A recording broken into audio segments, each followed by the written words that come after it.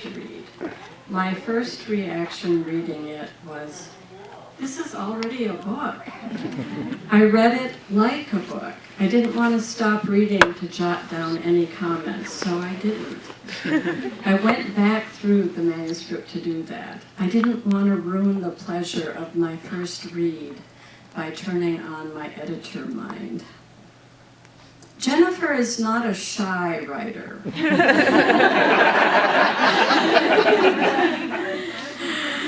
She doesn't skirt awkward and complicated issues like sex, like abandonment, like jealousy. In Bliss, she has created a very likable character who you just want to take by the shoulders and shake and say, you get to have a life too. Bliss has always lived in the shadow of others. When her mother leaves her to go to Japan and model, whatever that means, Bliss doesn't want to be a problem. She goes along giving her slightly abusive boyfriend whatever he wants because she thinks that's the way it is.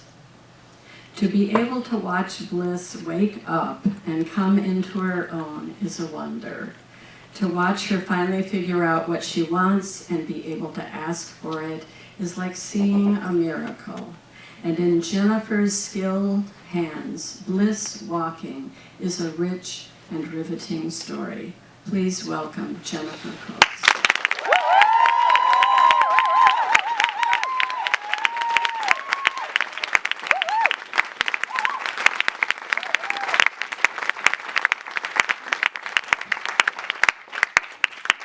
How does this work?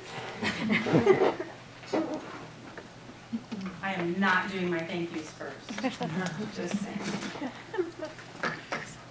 This is from Bliss Walking, partway through, 2/3 of the way through. I'm not going to tell you any more than that. Even though the rain stops, everything is soaked and dripping and squishing and splashing for the rest of the morning. I'm pretty sure I have a rash where my wet shorts are rubbing against my legs, and I can only guess how pruny my feet are inside my soggy shoes. I'm taking Steph's advice and leaving them alone till the end of the day.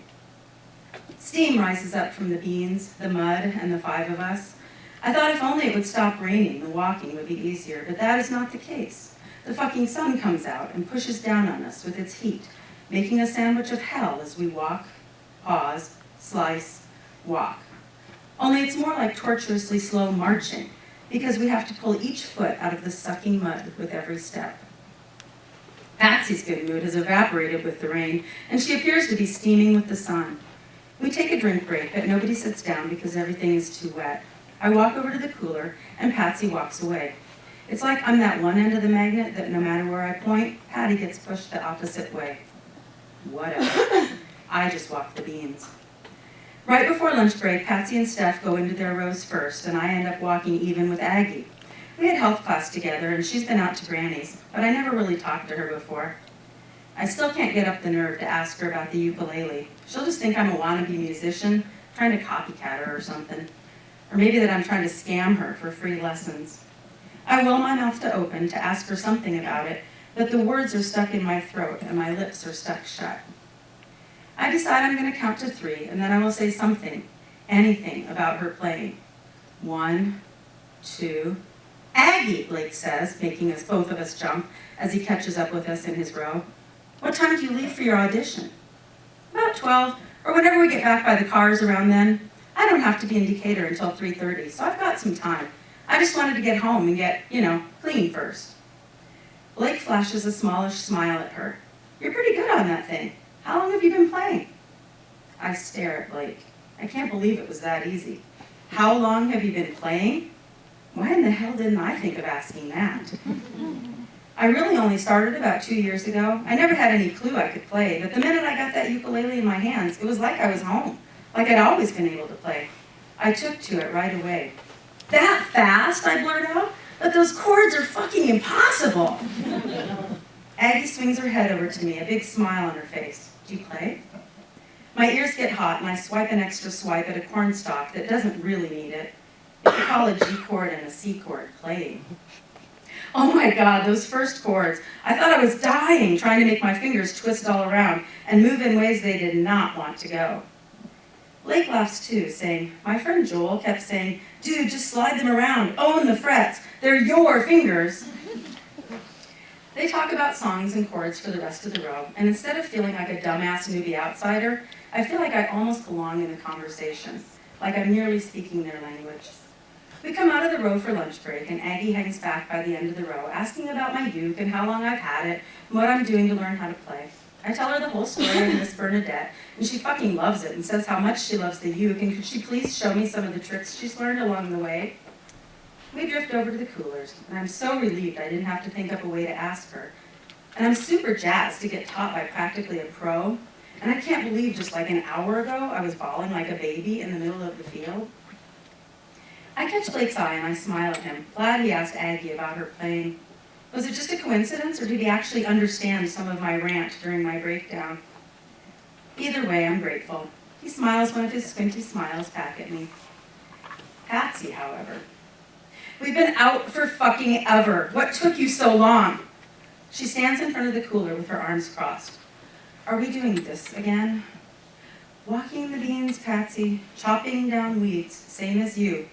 I step to the left. Patsy steps to the left, too. Her fishbone braid, or whatever it was, didn't last long in the rain. She's got her hair up in a wilty bun, and she has dried mud on her cheek. She's standing like a soccer goalie, daring me to get past her to the cooler. Her eyes are the exact color of the sky, except they are 1,000 times colder. Most days, I let her shit wash off of me. Let her think whatever she wants to think. Let her be mad about stupid shit that I didn't even mean to do. Ever since that bad stuff went down with Nathan, I've never tried to take anything from Patsy on purpose. I wanted to win so bad to have him pick me over Patsy. And she's never noticed that I stopped wanting to win, wanting to beat her, wanting anything after that day. All she can see is that one time I got what she wanted. And she thinks I keep getting it over and over and over, to the point where she will rat me out to River if she thinks it will make me lose and her win. But today, I've been walking for hours in the rain and crying in the beans, and I was finally enjoying myself for the first time in a long fucking time. And I cannot take this bullshit one more second. Let me past Patsy. She actually puts her hands out to the sides like she's a fucking school patrol kid, keeping me from crossing the street. I need to eat Patsy. I get up real close and look down into her pissed off sky blue eyes. I swear there's murder in there. Or at least a couple of good hair pulls. Let's eat fast, everybody. Steph and Aggie have a tight schedule. Blake's voice cuts between us. Not exactly talking to Patsy, but not talking to Patsy. Fine, I gotta piss anyways. She spins around and stomps off to the porta potty. Steph raises her eyebrows at me, and I just shake my head and pull out my sandwich. Steph and Aggie start talking loudly about their plans to get to the audition, and I shove food in my mouth. It tastes like the mud I'm standing in. The cooler's packed up again when Patsy comes back, and Blake points out the next field, which is across the ditch and across the road from where we are eating. Everybody ready? He asks, and we pick up our bean hooks again. I think we have time for one more down and back before you have to go, Aggie.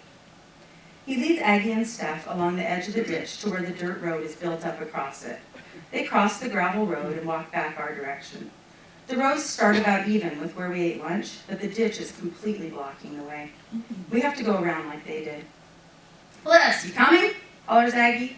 Patsy? Asks Steph. We look at each other, then at the cooler between us.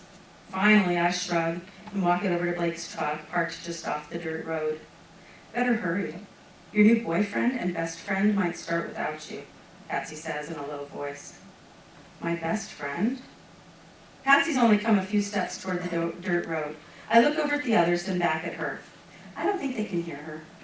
Patsy takes a few steps towards me. And your boyfriend, Blake, who somehow you always end up next to no matter what row you have? We all saw you two getting cozy earlier when it was raining. And you can be sure River will hear about it. About what? Nothing happened. Nothing ever happens, does it, Bliss? And you never mean for anything to happen, do you? You don't notice me making friends with Steph and Aggie, and you don't mean to steal them away from me. Patsy, I can't believe I tried to help you by getting you this job, that after everything, I felt sorry for you. And you returned the favor by stabbing me in the fucking back. Again.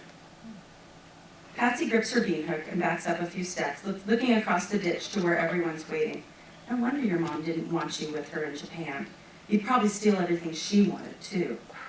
Guys? Those beans won't walk themselves. Time is money, you know, Blake shouts over at us. Patsy, just because your mom ditched you with my family doesn't mean you get to steal my life from me, Bliss. And you can't ruin my job either. I'm not going to be late because of you. Patsy turns away from me and jumps the ditch. She almost makes it, too. If only the grass wasn't so wet from the rain. If only she wasn't holding her bean hook in her hand. If only she didn't try to catch herself on the other side of the ditch and forget she had a sharp, curved blade on the end of the pole in her hand. The hand that swings back at the end of the jump, trying to propel her forward onto the far edge of the ditch, and slices the bean hook through her thigh like it's just another stalk of volunteer corn. Oh, I hear her say. I shouldn't be able to hear such a small sound from so far away.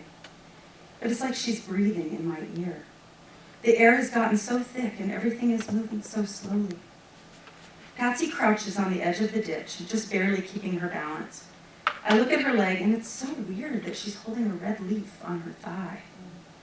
I can see a stripe of red, then white, then darker red at the center of the leaf.